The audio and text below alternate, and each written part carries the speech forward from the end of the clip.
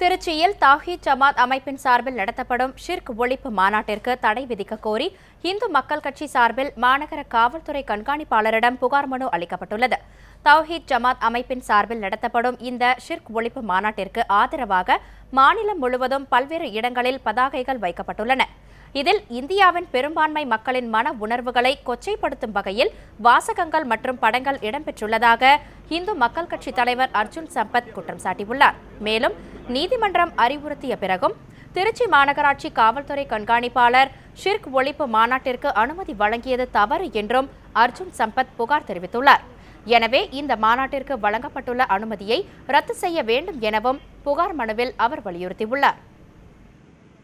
பசுமாட்டிலே தயாரிக்கப்படக்கூடிய பொருளை மற்றவர்கள் வாங்கக்கூடாது, இப்படியெல்லாம் ஃபத்வா விதிக்கிறார்கள். பிரசாதம் கொடுத்தால் வாங்கக்கூடாது, தாயத்து கட்டக்கூடாது, இப்படியான இந்த ஒரு முடிவுகளை மத கட்டளையாக அறிவிப்பது என்பது ஜனநாயக விரோதமானது. இதை அரசு வேடிக்கை பார்க்கக்கூடாது. தமிழகத்திலே சட்டத்தின் ஆட்சி தான் நடக்க வேண்டுமே ஒழிய தௌஹீத் ஜமாத் ஆட்சி நடக்கக்கூடாது.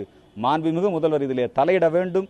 தொடர்ந்து இத்தகைய மத நல்லிணக்கத்தை சீர்குலைக்கக்கூடிய முயற்சியை முறியடிக்க வேண்டும். அதற்காக தமிழ்நாடு முழுக்க இமகவினுடைய இந்துத்துவ அரசியல் புரட்சி போராட்டம் நடைபெற்றுக் கொண்டிருக்கிறது.